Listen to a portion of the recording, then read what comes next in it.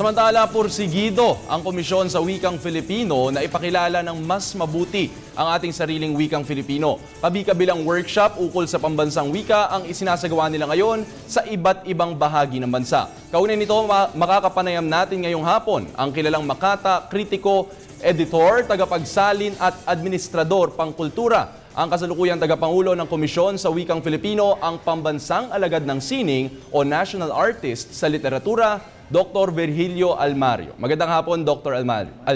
Magandang hapon din sa inyo at sa inyong mga tagapakinig. Doctor, isa ho dun sa mga, or yung pinaka-tema rather, no, nung ating workshops na isinasagawa ngayon sa komisyon ay standardization o standardizasyon. Yeah. No, tungkol ho saan ito, Doctor? Well, isa kasing malaking problema natin sa paggamit ng Filipino, sanay na sanay tayong ginagamit ito orally, pabikas. Pero pagdating na sa nakasulat, kanya-kanya tayo na spelling. At kung minsan nagiging problema yon para bumilis ang paggamit ng Filipino, lalo na ng mga professional. Kaya ang aming kampanya ngayon, magtakda ng mga tuntunin, lalo na sa mga kontrobersyal na aspekto ng pagsulat. At yung mga bagay na yon ang ikinakalat namin ngayon sa pamamagitan ng mga seminars, sa mga teachers, sa mga government employees, at kahit dito sa media. And Dr. Almario, alam ko sa kasalukuyan meron ng mga prinsipyo o mga kumbaga mga rules, no, sa wikang Filipino. Ano yung mga gusto ninyong idagdag pa? No, kunyari, isa dun sa mga alam ko, ano yung bigkas, yun ang baybay. Gusto nyo ba itong baguhin o meron pa kayong mga gusto pang idagdag, no, ng mga prinsipyo? Hindi naman sa babaguhin. Mayroon tayo talagang mga tuntunin na nandun na sa sistema ng ating wika. Pero ngayon na ang ating wika ay ating pinalalawak ang kahulugan. Ibig sabihin, hindi lamang ito yung batayang Tagalog, kundi ngayon ay inilalahok natin sa ating pagsasalang-alang ng mga katangian ng wika natin ay ang mga wikang katutubo sa Pilipinas. Halimbawa, kaya tayo ngayon may F, may V, may J, may Z. Wala yung mga tunog na yan sa Tagalog, wala sa Cebuano, wala sa Ilocano, pero nasa ating ibang mga katutubong wika yan. Sa aming pag-aaral nga, umabot sa mga around 50 languages natin na katutubo. Ang gumagamit ng F, gumagamit ng V, gumagamit ng J, at gumagamit ng Z. Kaya sa pamamagitan lamang ng paggamit ng mga tunog na yan, ay inilalahok na natin ang mga kapatid natin para sabihin na kasama sila sa ating binubuo pambansang wika.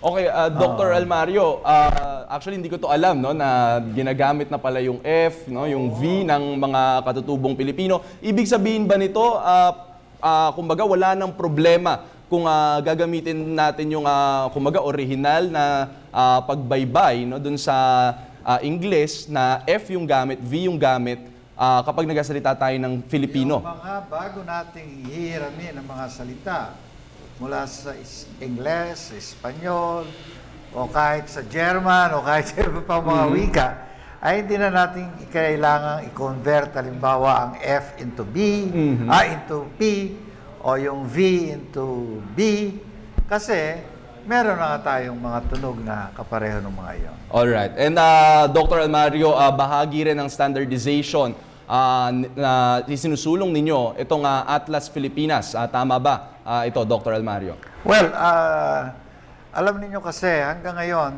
napakaraming mga pangalan ng ating mga puok sa Pilipinas.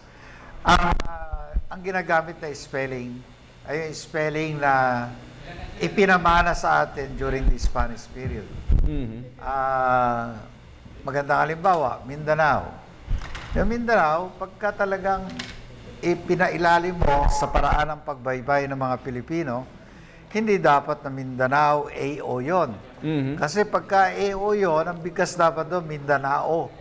Di ba? Kaya dapat doon, Mindanao na AW. Alright. Gano'n na, maraming ganyan. Batangas, dapat yan, double G, Bulacan, dapat dyan ay K sa halip na C. So yung mga bagay na yan ang ipinaaral namin sa mga local governments. At sinasabi namin sa kanila, gumawa kayo ng resolusyon. Gusto ba niyong baguhin ang spelling ng inyong probinsya, ng inyong bayan? Sabihin niyo sa amin, dahil maghahanda tayo ng isang bagong mapa, nasasabihin na natin ang mapa ng Pilipinas. Dr. Almario, wala bang disjunct dito? Kasi sa isang bahagi, no, sinasabi nyo, dapat gamitin yung katutubong pagbaybay no, dun sa, kunyari, Mindanao, no, o siguro pati Davao. No, Davao. Sa halip na Davao. Pero sa kabilang banda, no, Dr. Almario, kumbaga, naging tanyag din kayo sa pagsulong ng Filipinas na pagbaybay imbis na Pilipinas. Bakit? Bakit pag Pilipinas, Dr. Almario, Filipinas dapat kasi yung ginagamit? Kasi ang simple naming rule, lahat ng proper names na hiram, dapat panatilihin ang original spelling. Okay. At ang Filipinas ay hindi yan Filipino name. Yan ay Spanish name. At F yan talaga sa originally. So naging P lang yan dahil nagkaroon tayo ng abakada na walang F. Ngayon na meron tayong F, nararapat lamang na ibalik natin at lalo na para tumama doon sa ating tuntunin na lahat ng proper names ay i-maintain yung original. Okay. So, kunyari sa Mindanao, Dr. Almario, ito original po ito na pinangalanan no, hindi ng mga Espanyol. Tama ba? Opo. Kasi katutubong salita yon. Hindi yun Spanish word. And Dr. Almario, alam namin, no, sinusulong nyo nga itong panibagong pagtingin no, sa ating wikang Filipino. Paano papasok dito yung mga nagsusulong pa rin hanggang ngayon no, na hindi dapat, kumbaga, Tagalog yung namumunong o nagiging dominanteng wika sa loob ng ating bansa? Well, ang ating ngang ginagawa ngayon ay pabilisin ang pagkuha ng mga kontribusyon sa gramatika, sa bokabularyo, at sa iba pang aspekto ng wika. Yung mga kontribusyon na pwede nating makuha sa ating ibang katutubong wika. Kahit halimbawa sa bokabularyo ngayon, meron kaming ginagawang conscious effort na kapag wala sa Tagalog, sa halip na manghiram ka sa Spanish o kaya manghiram ka sa English, ang amin muna ipinapayo, bakit hindi mo tingnan ng Cebuano? Bakit hindi mo tingnan ng Ilocano? Baka may magandang salita na pwede tayong magamit mula sa mga wikang ito. Ganon din naman kasi ang ginawa na nung araw eh. Halimbawa, yung katarungan. Hindi naman yan Tagalog eh.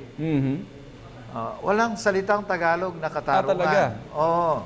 Yan ay nanggaling sa Bisaya. Mula sa salitang tarong. Nilagyan lang yan ng ka at saka ng an, naging katarungan, at ngayon ay ginagamit natin para itapat sa justice.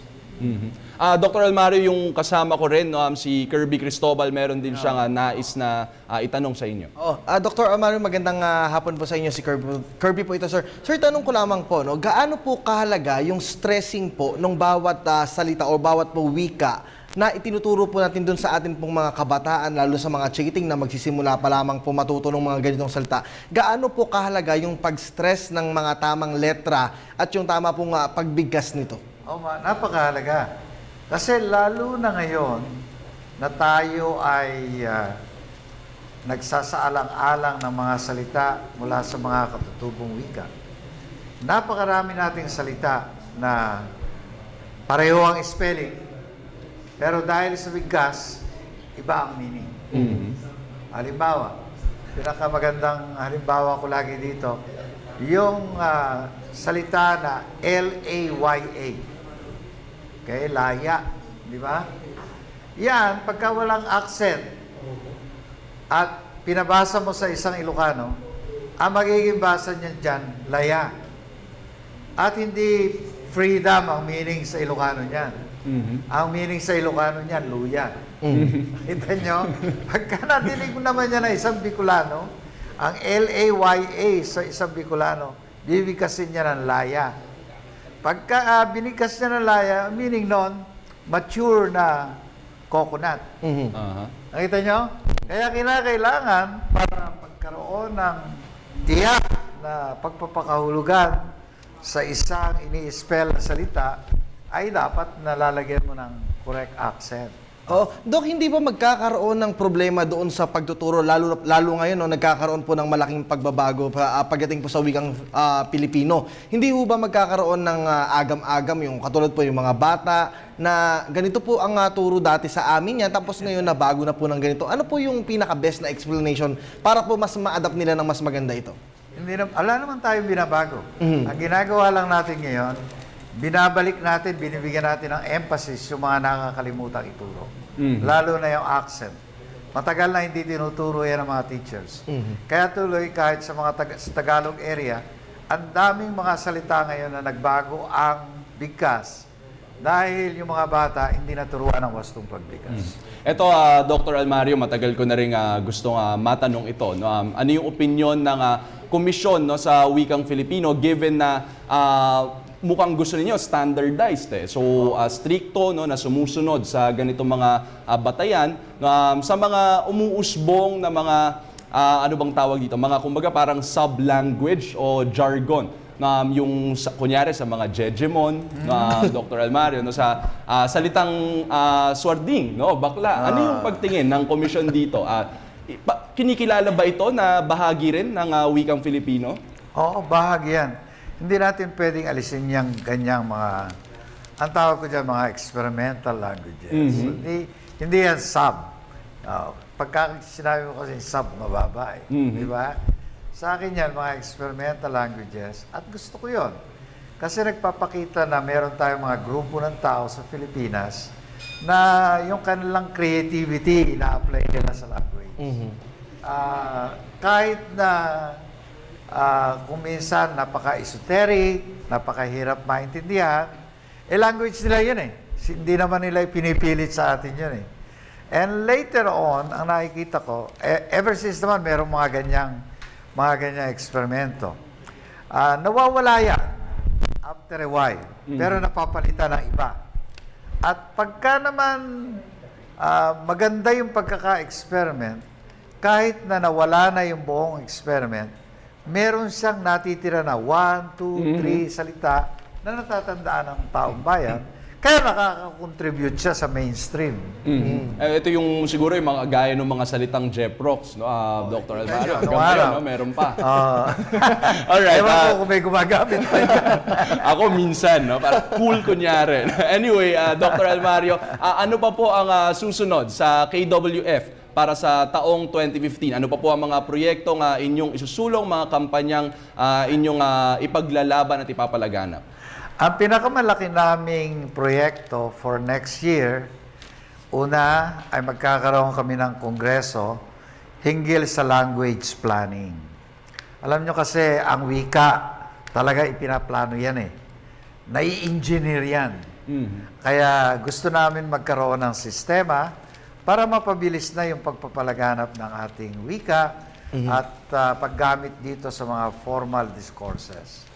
Ang ikalawa pa namin gagawing kampanya naman ay may kaugnayan sa pagtuturo. Kasi ngayon, ang paraan natin ng pagtuturo ng Filipino ay parang ito yung L1. Ibig sabihin, ito yung laging native language. Ang dami nating areas na yung Filipino hindi L1, kundi L2. Second language. Napakahalaga sa ganon na kung gusto nating mabilis matuto yung mga bata sa mga regions na non-Tagalog, gamitan sila ng paraan ng pagtuturo para sa pagtuturo ng second language. At yun ngayon ang ikakampanya namin sa mga teachers. Alright, okay. Dr. Almario, maraming salamat and good luck po no, sa lahat ng mga ginagawa ng Komisyon sa Wikang Filipino. Muli yan po si Dr. Virgilio Almario.